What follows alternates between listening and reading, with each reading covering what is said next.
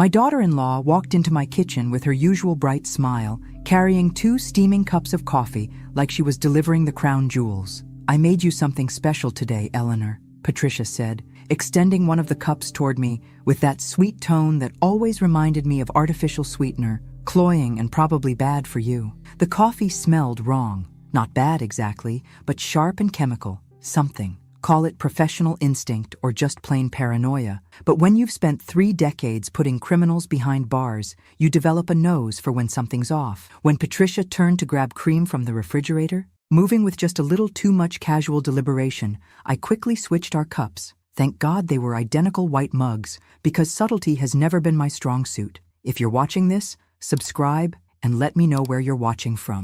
"There you go," she said, settling across from me with what was now my original cup. "Drink up while it's hot." Her smile was picture perfect, the kind you see in family photos right before someone files for divorce. Michael was reading his newspaper in the living room, just like every Sunday morning for the past 3 months since they'd gotten married. Such a whirlwind romance. 6 months together, married after 3. But then again, when you know you want someone's money, you know, right? I'd tried to be supportive, really I had, but something about Patricia always felt rehearsed, like she was performing the role of devoted daughter-in-law rather than actually being one. We chatted about the weather and Michael's work, while I pretended to sip my coffee and watched Patricia take her first drink. Her face twisted slightly, like she'd tasted something unpleasant, and she set the cup down without taking another sip. Interesting. She said nothing about the taste, which was even more interesting. 20 minutes later, she started coughing. Not the polite little cough of someone clearing their throat, but deep, violent spasms that looked genuinely distressing. "Something's wrong," she gasped, grabbing the table's edge as the coughing grew worse. Her face was flushing red, and I could see panic creeping into her eyes. Real panic, which was curious, considering she'd been the one to brew this particular blend. "Michael!" I called toward the living room, though part of me was genuinely fascinated by this unexpected turn of events. "Michael, come here!" My son rushed into the kitchen, just as Patricia doubled over, struggling to breathe between coughing fits. "Take me to the hospital," she wheezed, clutching his arm. "Please, something's very wrong." As we rushed to the car, Patricia leaning heavily on Michael, while making appropriately distressed noises, one thought kept repeating in my mind: that coffee had been meant for me. Which meant my loving daughter-in-law had just poisoned herself with her own murder weapon. How delightfully ironic. The emergency room was pure chaos, which seemed fitting for the situation. Patricia's condition had deteriorated during the car ride.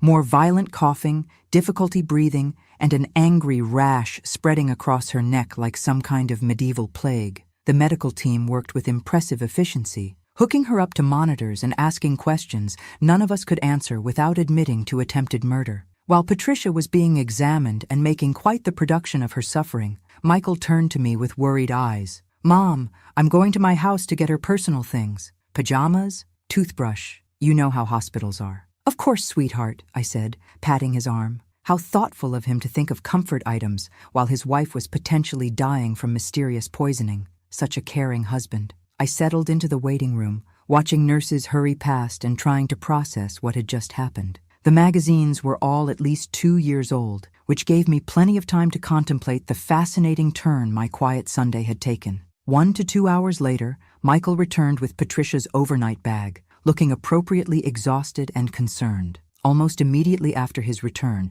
as if choreographed, Dr. Rodriguez emerged from the treatment area with the kind of grim expression doctors reserve for really bad news. "We found traces of a toxic substance in her bloodstream," he announced with clinical precision. "This appears to be deliberate poisoning." The word poisoning hung in the air like a death sentence, which technically it had been meant to be. Before I could fully process the irony of the situation, Patricia's voice rang out from behind the curtain, weak but remarkably clear for someone who'd been at death's door moments earlier. "She poisoned my coffee!" Patricia pointed directly at me with a shaking finger that seemed to have recovered quite nicely from her near-death experience. "Eleanor made me drink it." Well, that was gratitude for you. Here I'd inadvertently saved her life by switching cups, and she was repaying the favor by trying to frame me for attempted murder. The younger generation really had no sense of irony. The police arrived within minutes, because apparently attempted murder gets priority response time. Detective Martinez took our statements separately, and I told them exactly what had happened.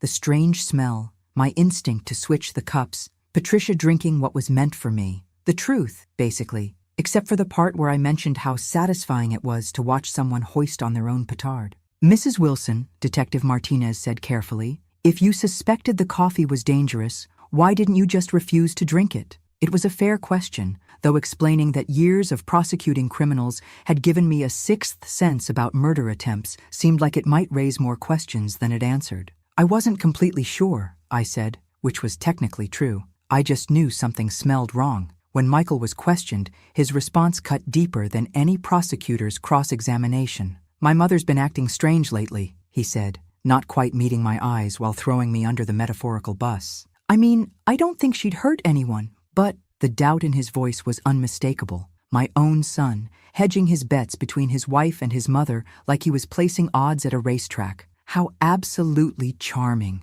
Mrs. Wilson, we need to verify some things at your house, Detective Martinez informed me later that evening. The way he said verify made it clear this wasn't really a request, more like a politely worded command performance. I accompanied them without suspicion, watching as they conducted what they called a routine search of my home. Routine, my foot. They were looking for evidence, and from their determined expressions, they expected to find it. 20 minutes later, they struck gold. Or rather, they found what someone had wanted them to find. A small bottle of clear liquid hidden in my bathroom cabinet, tucked behind the aspirin like some kind of deadly Easter egg. Along with it, a handwritten list that included Patricia's name and what appeared to be a receipt for chemical supplies. How convenient. How utterly, perfectly convenient. I've never seen any of this before, I said, staring at the evidence that had somehow materialized in my own bathroom. The handwriting on the list looked suspiciously like mine, which was either an impressive forgery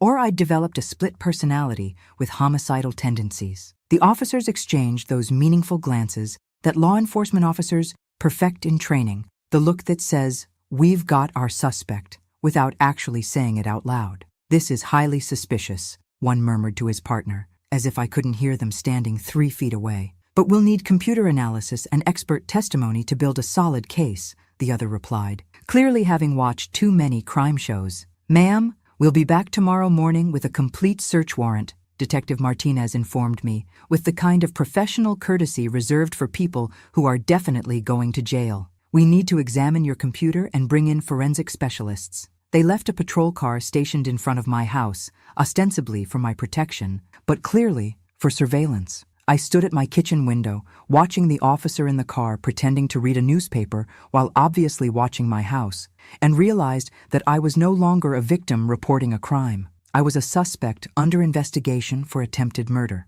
The evidence had been planted. Of that, I was absolutely certain. But how? And by whom? The timing was too perfect, too convenient. Someone had used those crucial hours at the hospital to set me up for attempted murder, and they'd done it with the kind of precision that suggested either professional experience or really excellent planning skills. As I drew the curtains closed, shutting out the sight of my police babysitter, I couldn't shake the feeling that my real troubles were just beginning. Whoever had orchestrated this little frame job was clearly more creative than your average criminal. How refreshing to finally meet someone who appreciated the finer points of evidence tampering. By morning, panic had set in with the efficiency of a well-oiled machine. I could see the patrol car outside, looking about as subtle as a neon sign advertising "Suspected criminal lives here," and every fiber of my being screamed that I was about to be arrested for something I didn't do. Well, technically something I would have prevented if I'd been the intended victim, but let's not split hairs.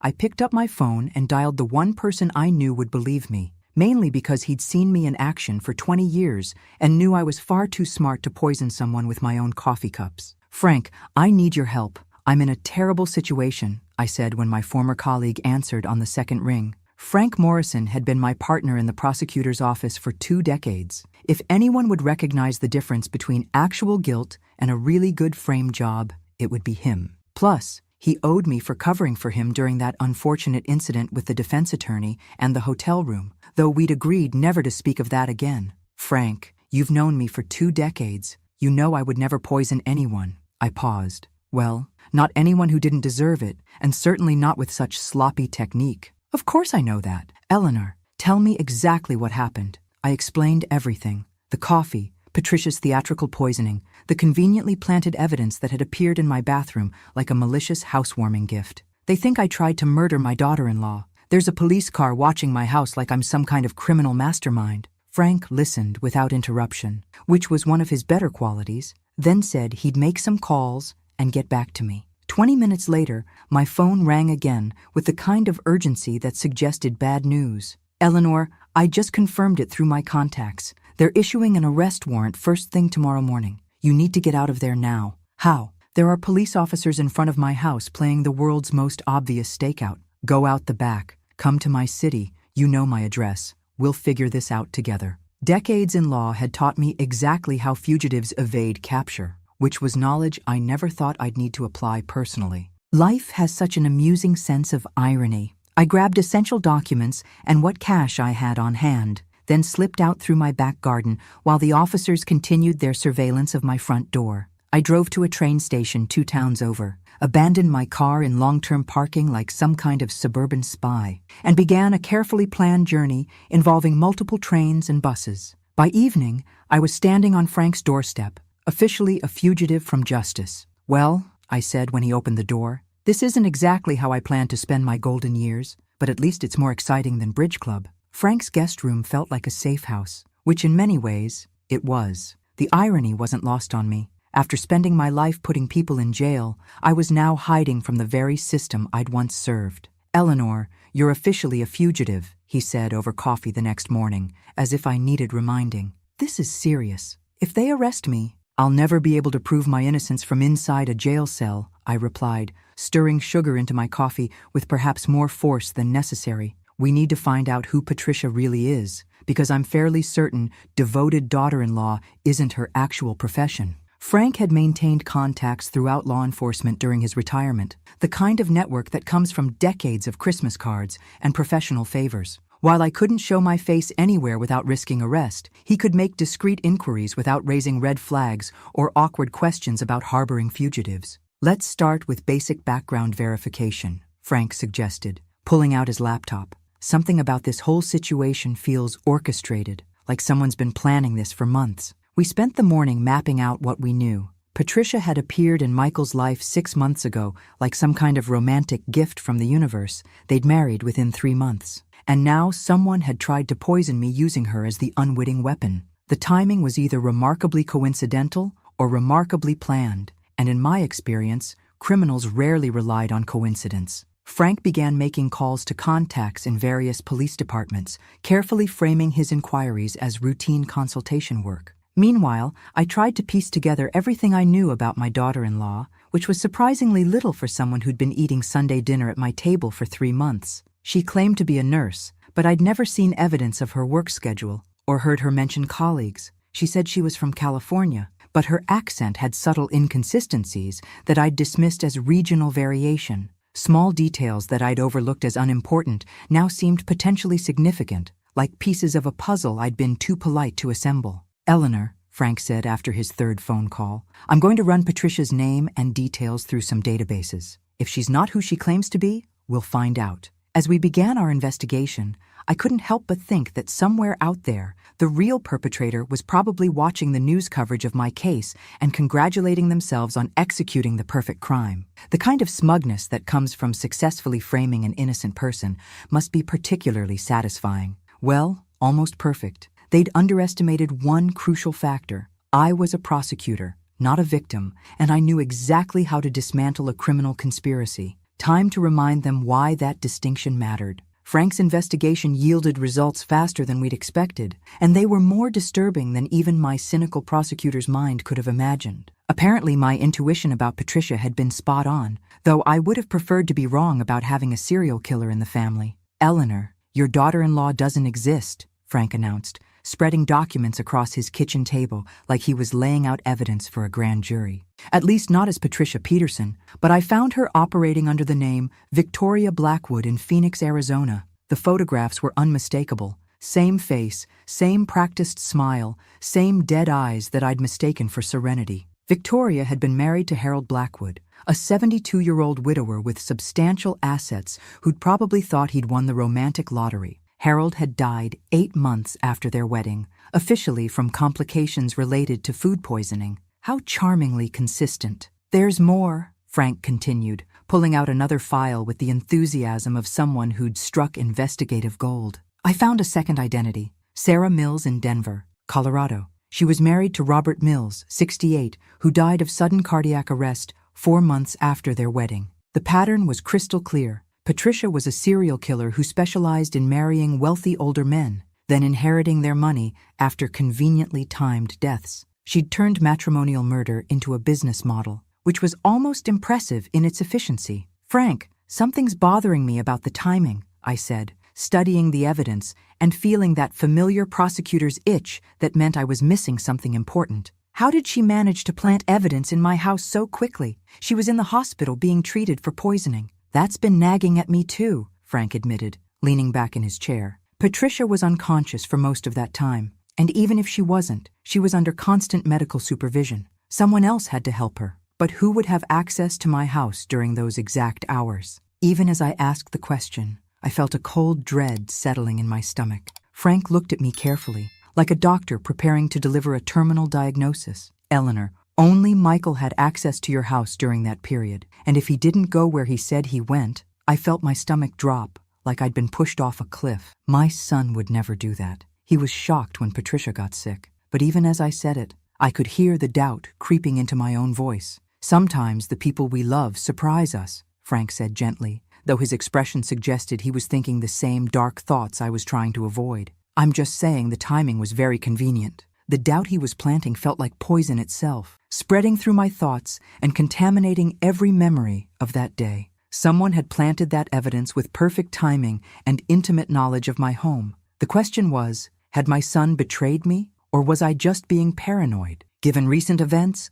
paranoia seemed like a perfectly reasonable response. Frank's words haunted me through a sleepless night, playing on repeat like some kind of emotional torture device. The next morning, I had a sudden realization that made my blood run cold and reminded me why I'd been a decent prosecutor. I noticed details that other people missed. Frank, I just remembered something that might be important. A few days ago, I installed a security camera by my front door because of break-ins in the neighborhood. You have video footage of that day? Frank's eyebrows shot up like he'd just realized we might have struck evidentiary gold. With everything that's happened, I completely forgot about it. I grabbed my phone, pulling up the security app with the kind of desperate hope usually reserved for lottery tickets. If Michael really went to his own house like he said, the camera won't show anything. But if he came to mine, my hands shook as I scrolled through the footage from the day we were at the hospital. Frank watched over my shoulder as I found the relevant time period, both of us holding our breath like we were defusing a bomb. There it was, clear as day and twice as damning. Michael's car pulling into my driveway at exactly the time he'd claimed to be at his own house. Michael walking to my front door with keys in his hand, moving with the kind of purposeful determination that suggested he knew exactly what he was doing. Michael entering my house and staying inside for over an hour, more than enough time to plant evidence throughout the house and probably redecorate while he was at it. Worst of all, the footage showed him leaving through my back door, clearly attempting to avoid the front camera. Because nothing says innocent son running errands like sneaking out the back door of your mother's house. He lied, I whispered, staring at the screen like it might suddenly show a different version of events. My own son lied to the police about where he was. Frank put a hand on my shoulder with the kind of gentle sympathy usually reserved for funeral parlors. Eleanor, I'm sorry, but now we have concrete evidence. I couldn't speak for several minutes. The betrayal cut deeper than any physical wound, like someone had reached into my chest and rearranged my vital organs. My son, the child I'd raised, supported through every failure and celebrated through every small success, had actively participated in framing me for attempted murder. Why? I finally managed, though the word came out as more of a croak. Why would Michael do this? I don't know, Frank said quietly, but we're going to find out. The sweet family dinners, the loving conversations, the concern in Michael's eyes at the hospital, it had all been an elaborate performance. My son was a stranger wearing a familiar face, and apparently he was much better at acting than I'd ever given him credit for. How delightfully twisted. I'd raised my own Judas, and he'd sold me out for significantly more than 30 pieces of silver. Despite Frank's protests and his very reasonable concerns about my mental health, I knew what I had to do. I'm going there, Frank. I need to confront my son with all the evidence. Eleanor, that's dangerous, Frank said. using the tone usually reserved for talking people off ledges. "You're a fugitive, and now we know Michael can't be trusted. This could be a trap. I need to hear it from him before we go to the police," I replied, checking my car keys with the determination of someone who'd already made an irrevocable decision. I need to understand why my own son thought murdering his mother was a reasonable weekend activity. I drove to Michael's house that evening, my heart pounding with a mixture of anger and heartbreak that felt like emotional whiplash. When I arrived, I could see lights on and hear voices inside, multiple voices, which meant Patricia was there too. Perfect. Nothing like a family reunion to really bring out everyone's true colors. I crept around to the side window and crouched down to listen, feeling like some kind of suburban spy. What I heard confirmed my worst fears and shattered what remained of my faith in both my parenting skills and my son's moral compass. "Michael, stop feeling guilty about this." Patricia's voice was cold and calculating, like she was discussing weekend plans rather than attempted murder. "Remember what we're doing this for. $7 million and a completely new life." "I know,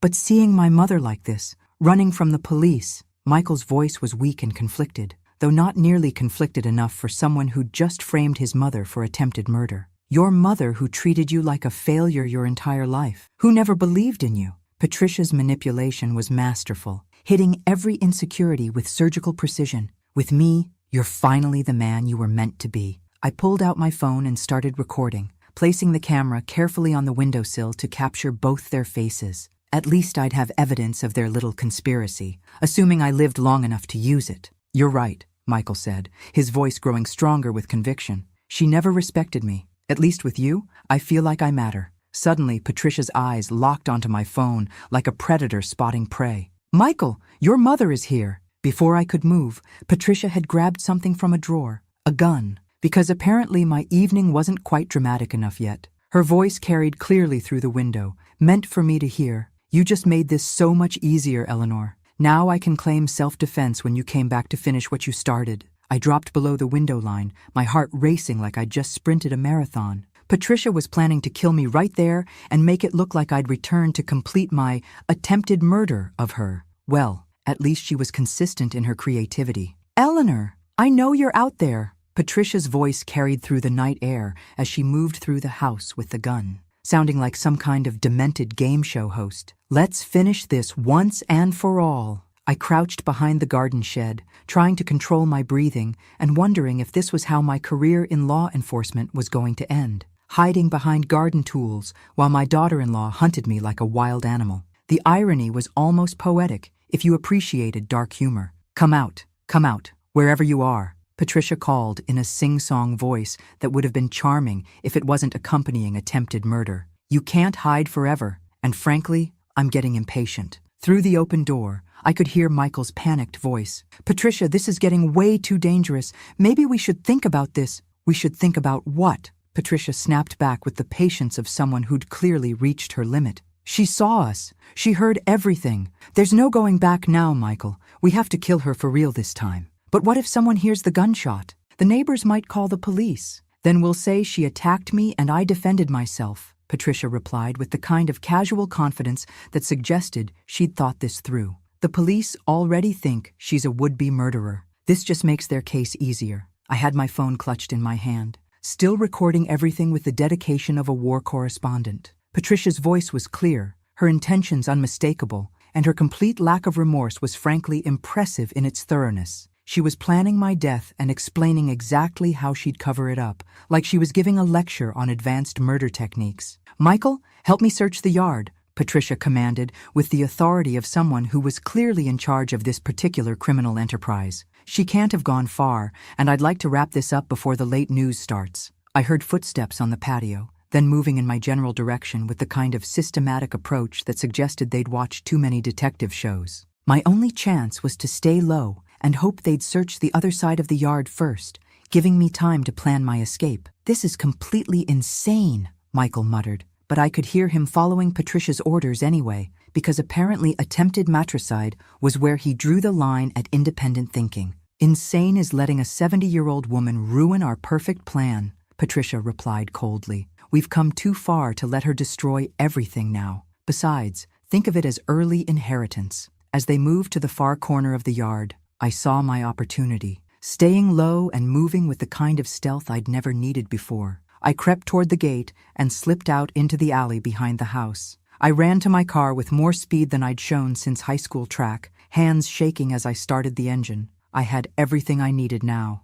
Video evidence of Michael planting evidence, audio recordings of their conspiracy, and Patricia's direct threats to kill me. Time to end this nightmare once and for all, assuming I could survive long enough to see justice served. I drove straight to Frank's house, my hands still trembling from adrenaline and the surreal experience of being hunted by my own family. "Frank, I have everything. Patricia tried to kill me, and I got it all on recording." Frank took one look at my face and immediately put on coffee, because apparently surviving attempted murder called for caffeine. We spent the next hour reviewing the evidence, the security camera footage of Michael, the audio recordings of their conspiracy, and Patricia's remarkably clear threats against my life. It was more than enough to prove my innocence and expose their guilt, assuming the justice system still functioned the way it was supposed to. "Eleanor, this is solid evidence of conspiracy, attempted murder, and witness intimidation," Frank said, reviewing the recordings with the thoroughness of someone who'd spent decades building cases.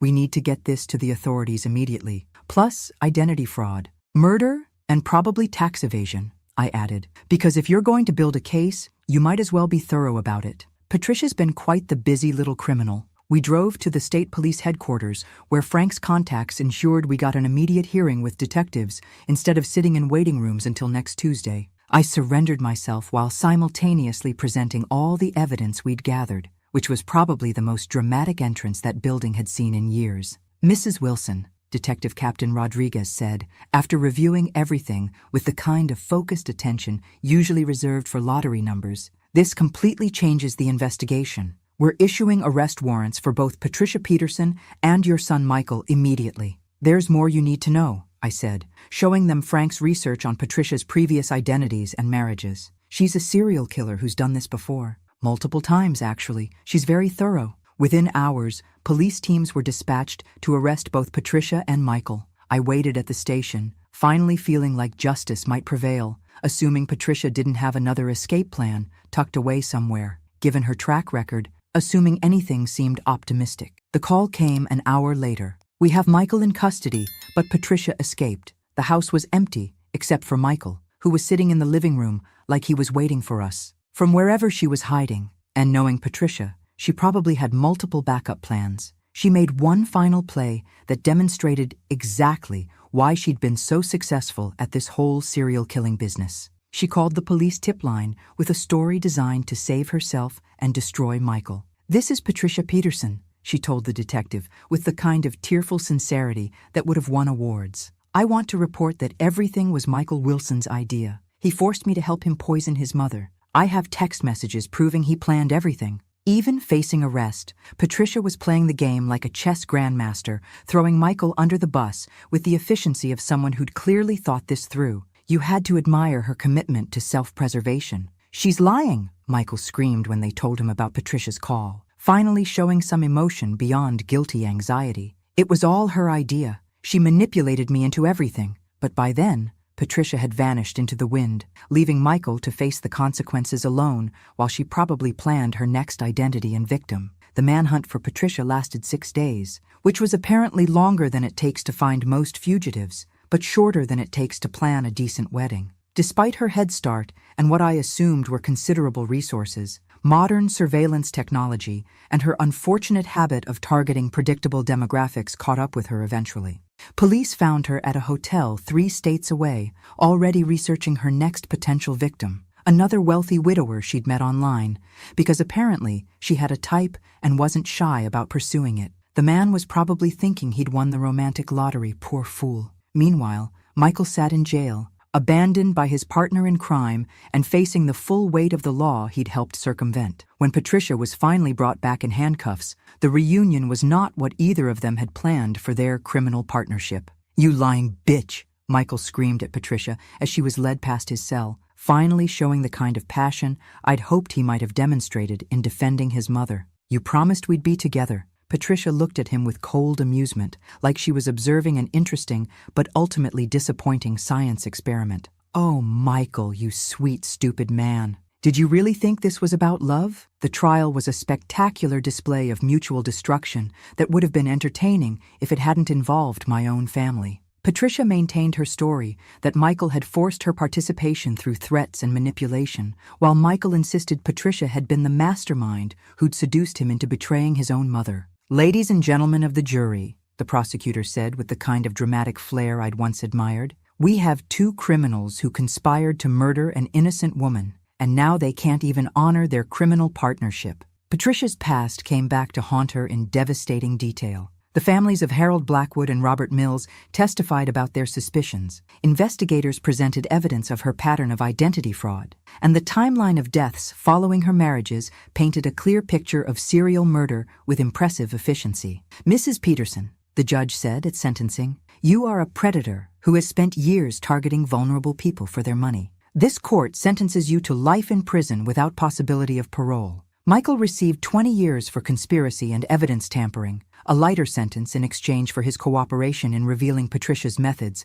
and probably his genuine remorse, though that was debatable. As I sat in the courtroom watching them both be led away in shackles, I felt a complex mixture of justice and sorrow. Patricia would spend the rest of her life in prison, which seemed appropriate for someone who'd made a career of murder. Michael would lose the best years of his remaining life paying for his betrayal, which was tragic but necessary. "The most fitting punishment," I told Frank afterward, "is that they'll spend their prison years knowing exactly how much they hate each other." I was free, vindicated, and alive, but the cost was the destruction of my family and the knowledge that my own son had been willing to watch me die for money. Sometimes the price of survival is everything you thought you were fighting to protect. But at least I'd gotten the last laugh, and really, isn't that what family is all about? Thanks for listening. Don't forget to subscribe and feel free to share your story in the comments. Your voice matters.